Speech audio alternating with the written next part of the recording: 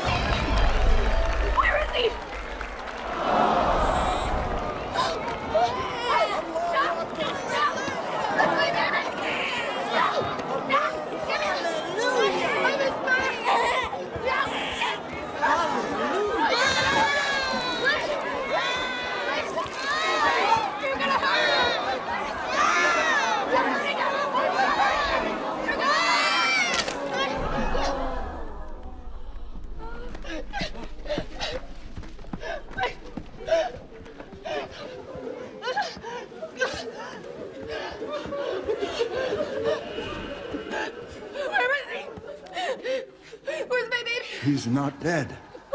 A voice still cries out to be heard, loud and strong. Listen.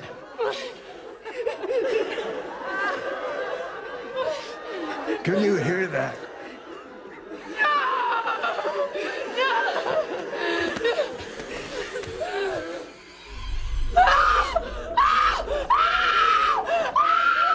You hear that?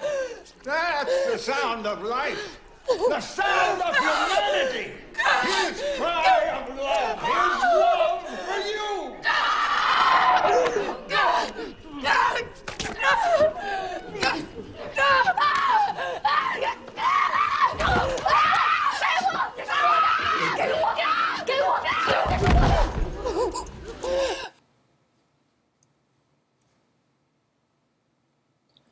Blaming Christians, especially American fundamentalists, for ecological devastation is a time-honored tradition.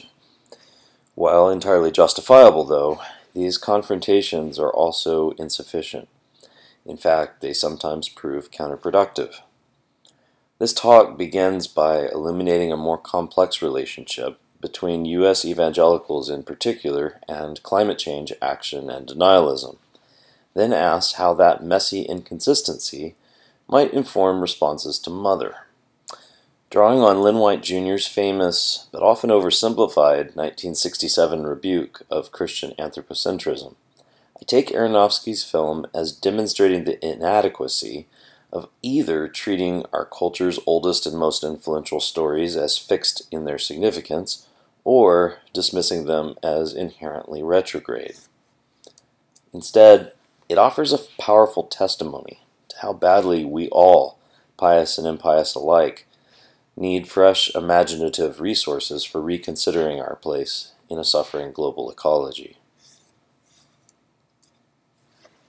At its most basic level, I hear Mother as a Flannery O'Connor-esque shout for the hard of hearing.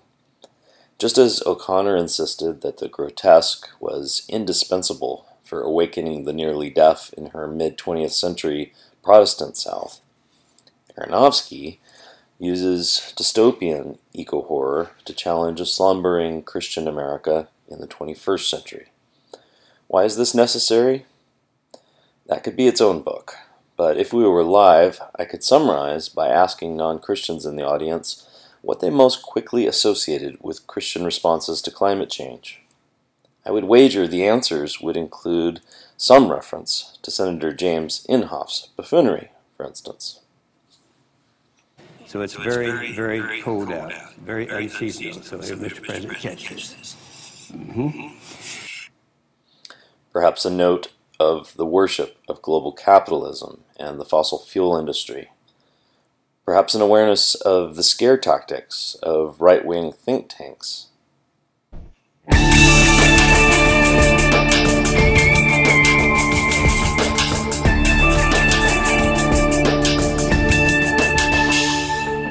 The religious and political environmental movement, what we call the Green Dragon, has become one of the greatest threats to society and the church in our day. Which, of course, lead to threats towards climate scientists from the same terrorists who attack gays, and unbelievably unqualified nominees to federal environmental committees. Human activity affect climate change? More than likely, but the extent to which I think is very uncertain. And Would you rely on scientists to give you that answer or not? No, I had that question for a very, very long time. And I imagine someone would use words like hypocrisy and performative, and I'd nod my head. Here's a 2007 statement from one of evangelicalism's largest group that at first appears to take climate change seriously, until one reads more closely and finds flagrant lies about uncertainty among scientists, the scientific community being divided, and other predatory delay tactics that are the fingerprints of front groups funded by Big Oil and the Koch brothers. Well, maybe you knew all that, but guess what? It's only part of the story about climate change and contemporary American Christianity. How many in my imaginary audience would remember full-page ads in the New York Times in 2006 from the Evangelical Climate Initiative, an effort to spur Christians to climate action signed by dozens of megachurch pastors and Christian college leaders? Would you be surprised to hear there were evangelicals warning about climate change in the 1990s and earlier? That urgent calls for climate action in leading evangelical magazine Christianity Today began earlier this century and continue today, with a recent example this January from a geophysicist being interviewed about the seriousness of climate change. Perhaps you recognize Bill McKibben, founder of 350.org. People of faith, I think, are understanding that the very first thing we were asked to do in the Good Book is steward creation, safeguard it. And it's probably the command we've done the worst job of living up to. And here's my favorite climate scientist to introduce my Midwestern students to, as she's both conservative and an evangelical. Hi, I'm Catherine Hayhoe, and this is Global Weirding. In this series, we're tackling climate issues head-on. How do we know this global warming thing is even real? Why do scientists say that humans are causing climate change and not just natural cycles like it's been every other time? Well, many politicians say exactly the opposite. Is climate change behind all the crazy weather we see today? Does fixing climate mean we have to shut down the economy? Why are the Pope and the National Association of Evangelicals piling on? And why do we climate scientists get so much hate mail? Money and politics, God and global warming, every topic we avoid in polite conversation, we're going there. I could go on, but suffice it to say, there is real and large-scale action growing from this movement. The situation is indeed messier than it sometimes appears then. But the good news is that as eco-critics, we hardly need to start from scratch. Lynn White Jr.'s The Historical Roots of Our Ecologic Crisis, for instance, is half a century old and remains appreciated for its critique of Christianity. It efficiently shows how, quote, especially in its Western form, Christianity is the most anthropocentric religion the world has seen, end quote, as if humanity were invited by God to, quote, exploit nature, end quote. Some of the damage results from, quote, destroying pagan animism, end quote. Some comes via the expansion of science and technology, which filled the vacuum with a new objectivism. But White Jr. saw the ecological effects as, quote, out of control, end quote, for which Christians, quote, bear a huge burden of guilt, end quote. This is routinely understood, but the essay makes two more points I suspect are often overlooked. First, his indictment is not just of Christians, but also, quote, those who fondly regard themselves as post-Christians, end quote. The reality, he insists, no matter our theism or atheism, is that, quote, despite Darwin, we are not, in our hearts, part of the natural process. We are superior to nature, contemptuous of it, willing to use it for our slightest whim. Second, even more significantly, he proposes not that Christianity be abandoned, but that it be revised. That is, he finds in medieval Christianity a figure whose views on human and nature match what I believe Aronofsky's film demands.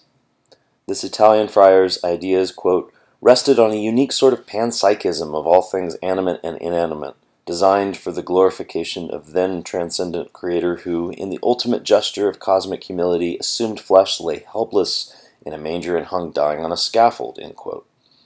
For this saint, whose name, of course, the current Pope adopted, the ant is no longer simply a homily for the lazy, flames a sign of the thrust of the soul toward union with God. Now they're brother ant and sister fire, praising the Creator in their own ways.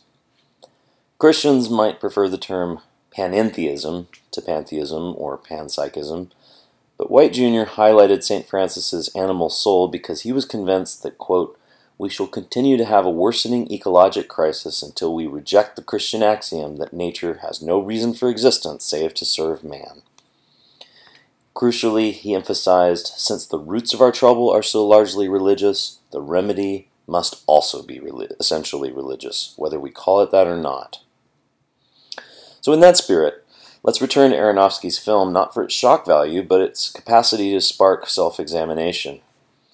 Admittedly, this is not always how it's been received among evangelicals, whose reactions here in Focus on the Family's Plugged In blog are typical. The blog realizes vaguely that the film features a dark version of the Nativity and a nightmarish, ghoulish echo of communion, but doesn't begin to conceive how fully the film is a creative exegesis of the entire Bible, instead declaring that this is just the most scathing, contempt-filled attack upon it I've ever seen on screen. Even the liberal magazine Sojourners couldn't see past the film's Eucharist scene, calling it a grotesquely literal take. At the same time, there have also been many evangelical responses that, while not necessarily positive, recognize something occurring beyond mere sacrilege. Christ and Pop Culture observed, you're not supposed to walk away unsettled. Relevant Magazine's reviewer admitted, I've never had a moment watching any movie, Passion of the Christ not excluded, where I felt so convicted of my own sin. Geeks Under Grace said, in the same breath, I was enthralled and deeply horrified. I was reminded more vividly than ever of how the human race is both the universe's greatest glory and greatest disgrace. As much as I disagree with his position and ideas, thank God, seriously, for Darren Aronofsky. Perhaps the two most insightful sentences in the reviews I surveyed, though, came from Sarah Beth Kaplan's contribution to the Friendly Atheist blog. She quietly asks, is it possible that this is how non-Christians view God when they read the Bible? Or is this how evangelicals are making him look to the very people they're trying to reach? I'll take Kaplan's move a step further here, expanding the film's target to all of us. What if, instead of assuming it represents Aronofsky's ideal vision of the Bible, or of human history, we took its genre seriously? What if its dystopian eco-horror is a prophetic warning about the story we are collectively telling currently? Pious and impious alike, we're abusing our welcome, bouncing repeatedly on unbraced sinks, we're stealing souvenirs from nature, and we're destroying kids' futures before they arrive.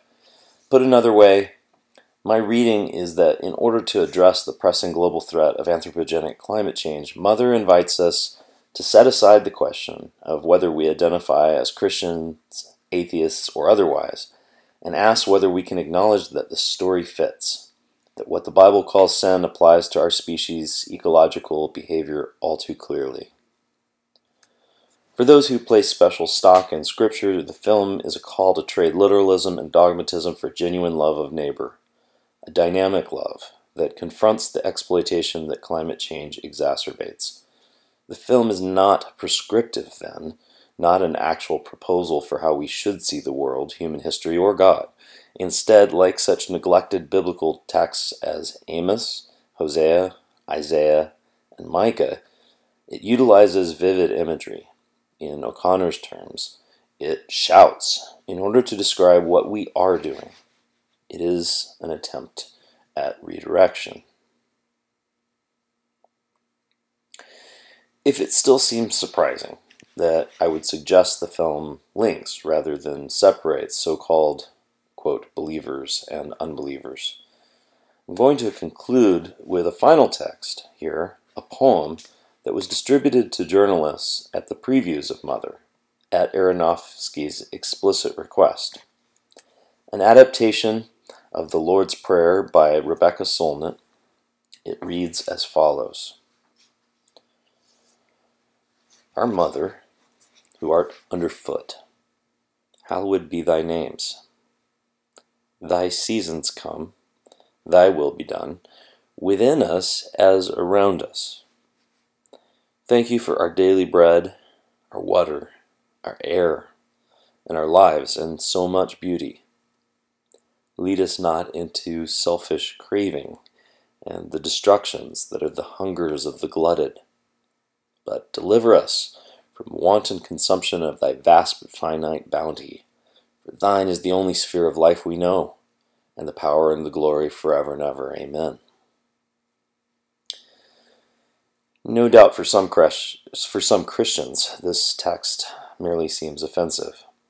They'll take it as a replacement of the original prayer's theological soundness with secular ecofeminist pantheism. What I hope this presentation suggests to my Christian friends, though, is the greater wisdom of an approach that lets the poem and the film function as adaptations alongside their originals, as supplements. The only thing the poem really needs to correct is the horrors created by poems celebrating unregulated capitalism and fossil fuel profiteering. And to non-Christian friends, I would note that neither Solnit's poem nor Aronofsky's film rules out the possibility of some kind of transcendent, non-toxically masculine God. They simply re-elevate the material, the earthly, and the feminine, categories dangerously abused by Christian dualism. For theists and non-theists alike, the creation, this earth, is the only sphere of life we know, and it's long past time to check our gluttony and wanton consumption in favor of praise and gratitude and responsibility. Some may fear such integrations of the physical and metaphysical, but Mother and its prefatory poem are a summons to find the holy through the ordinary, not in spite of it. How much of an effect can climate cinema and other fictional media have in this direction? Admittedly, Mother isn't for everyone. No individual text will be today. But I'm deeply convinced that in order for human beings to change their behavior in the long run, we also have to change our stories about what matters most. Aronofsky's biblical adaptation must become one of many powerful narratives that refuse to coddle audiences about our responsibility for climate change. Thanks for watching. I look forward to responses, and here are a few of the many related questions I've been pondering that had to be bracketed in this context. Maybe the written Q&A can be a space to touch on more of what I've found and to learn from others' thinking as well. Thanks again.